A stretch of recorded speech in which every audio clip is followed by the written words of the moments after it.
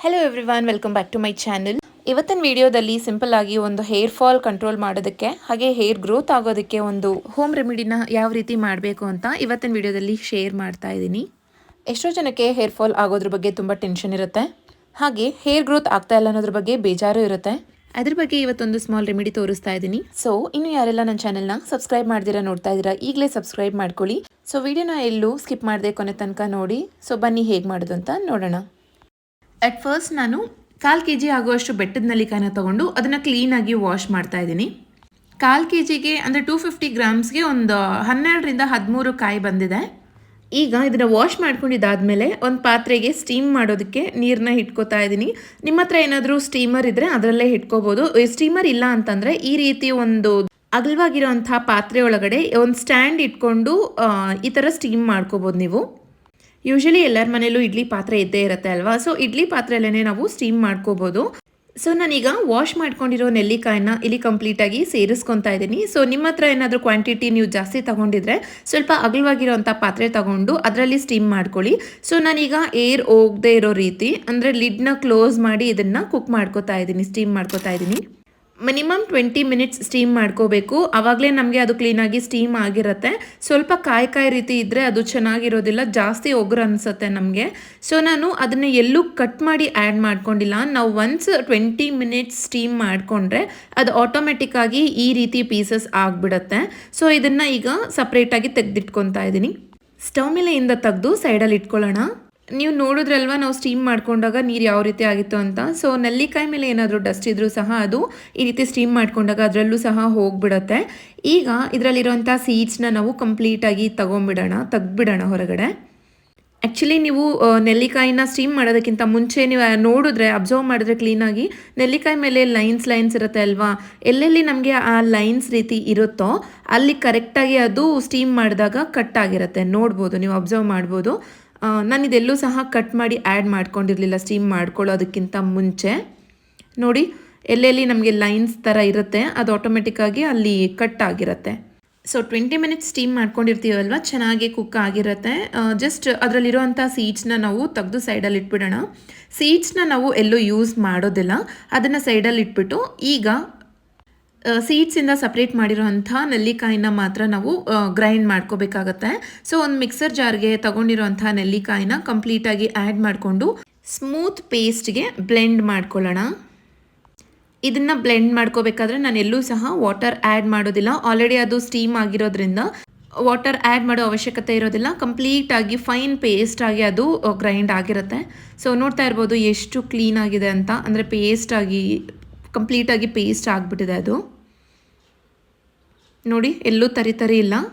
Sometimes ನಾವು juice ಆ ಥರ ಏನಾದರೂ ಮಾಡ್ಕೊಬೇಕಾದ್ರೆ ಸ್ವಲ್ಪ ಅಲ್ಲಲ್ಲಿ ಉಳ್ಕೊಂಡಿರುತ್ತೆ ಅಲ್ವಾ, ಲೈಕ್ ಗಂಟು ರೀತಿ, ಆ ಥರ ಎಲ್ಲ ಏನೂ ಇರಬಾರ್ದು. ಕಂಪ್ಲೀಟಾಗಿ ಪೇಸ್ಟ್ ರೀತಿ ಗ್ರೈಂಡ್ ಮಾಡ್ಕೊಂಬಿಡಿ.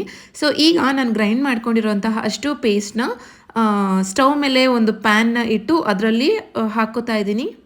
ಪ್ಯಾನ್ ಸ್ವಲ್ಪ ಬಿಸಿ ಆದಮೇಲೆ ಗ್ರೈಂಡ್ ಮಾಡ್ಕೊಂಡಿರೋಂಥ ಪೇಸ್ಟ್ನ ಪ್ಯಾನ್ಗೆ ಆ್ಯಡ್ ಮಾಡಿಕೊಂಡು ಎಲ್ಲೂ ಕೈ ಬಿಡದೆ ತಿರುಗಿಸ್ತಾನೆ ಇರಬೇಕು. ಕಂಪ್ಲೀಟ್ ಪ್ರೊಸೀಜರಲ್ಲಿ ಎಲ್ಲೂ ಸಹ ನಾನು ವಾಟರ್ ಆ್ಯಡ್ ಮಾಡೋದಿಲ್ಲ, ಗ್ರೈಂಡ್ ಮಾಡ್ಕೊಳ್ಳೋವಾಗೂ ಆ್ಯಡ್ ಮಾಡಿಲ್ಲ. ಈಗ ಪ್ಯಾನ್ ಮೇಲೆ ಹಾಕ್ಕೊಂಡಾಗೂ ವಾಟರ್ನ ಆ್ಯಡ್ ಮಾಡ್ಕೊತಾ ಇಲ್ಲ.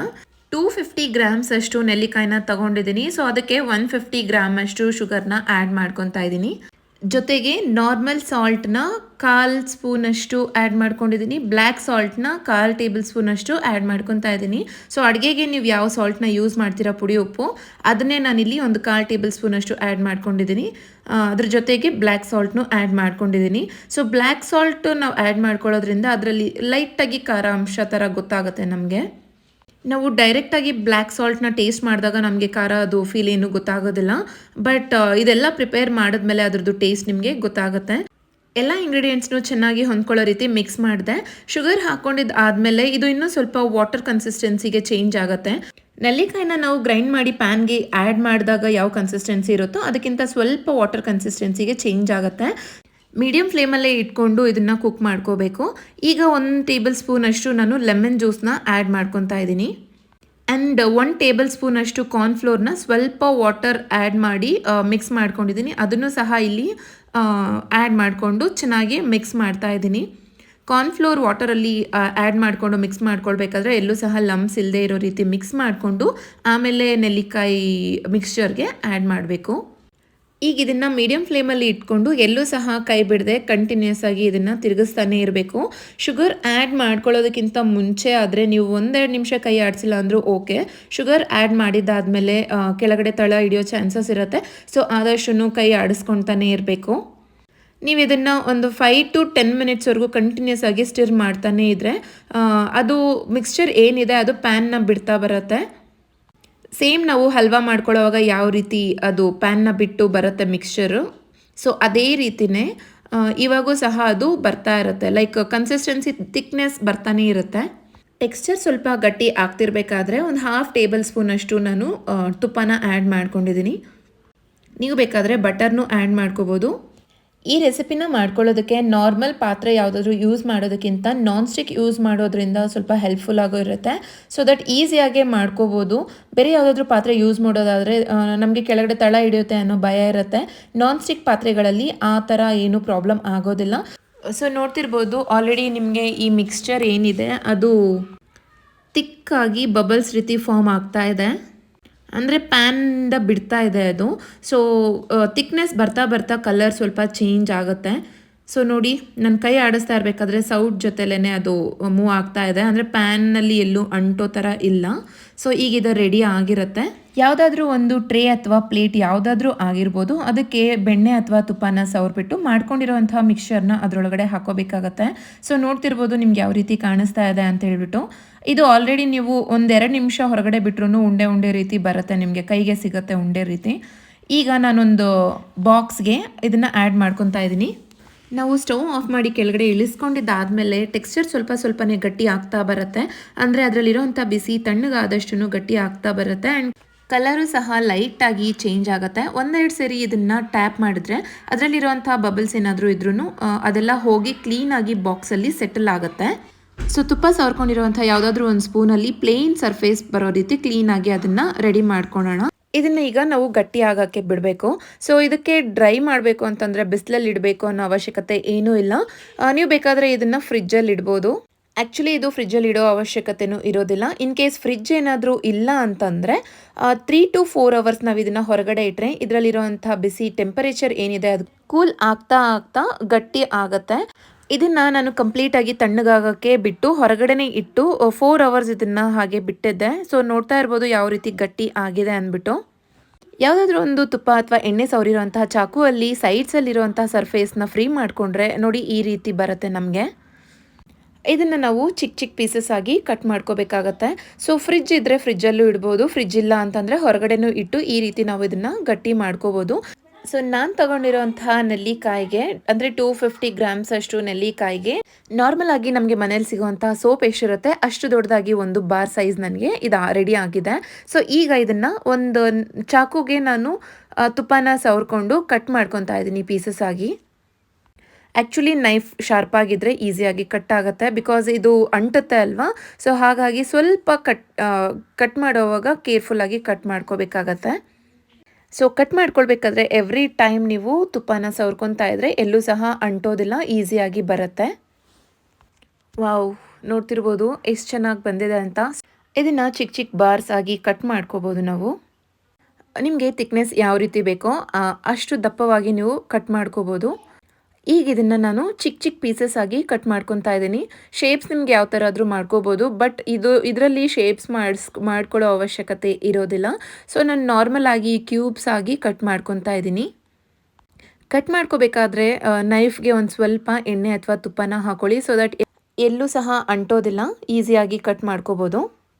ನೋಡಿ ನಾನು ಈ ಸೈಜಲ್ಲಿ ಕಟ್ ಮಾಡ್ಕೊಂಡಿದ್ದೀನಿ. ಥಿಕ್ನೆಸ್ಸು ನನಗೆ ಈ ಥರ ಇದ್ದರೆ ಸಾಕಾಗತ್ತೆ.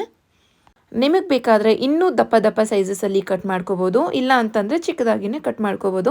ಆ್ಯಕ್ಚುಲಿ ಈ ಸೈಜಲ್ಲಿ ಕಟ್ ಮಾಡಿಕೊಂಡ್ರೆ ನಾವು ಯಾವಾಗಾದರೂ ಒಂದು ಟೈಮಲ್ಲಿ ಟಾಫಿ ರೀತಿ ಬಾಯಿಗೆ ಹಾಕ್ಕೋಬೋದು. ಸೊ ಆ ರೀಸನ್ಗೆ ನಾನು ಈ ಸೈಜ್ಗೆ ಕಟ್ ಮಾಡ್ಕೊಂಡಿದ್ದೀನಿ. ಸೊ ಕಂಪ್ಲೀಟ್ ಬಾರ್ ಏನು ಪ್ರಿಪೇರ್ ಮಾಡ್ಕೊಂಡಿದ್ವಿ ಅದನ್ನು ಈ ರೀತಿ ಚಿಕ್ಕದಾಗಿ ಕಟ್ ಮಾಡ್ಕೊಂಡಿದ್ದೀನಿ ನಾನು. ಈಗ ಅದನ್ನು ಸೈಡಲ್ಲಿಟ್ಟು ಒಂದು ಮಿಕ್ಸರ್ ಜಾರ್ಗೆ ಸ್ವಲ್ಪ ಶುಗರ್ನ ಆ್ಯಡ್ ಮಾಡ್ಕೊತಾ ಇದ್ದೀನಿ.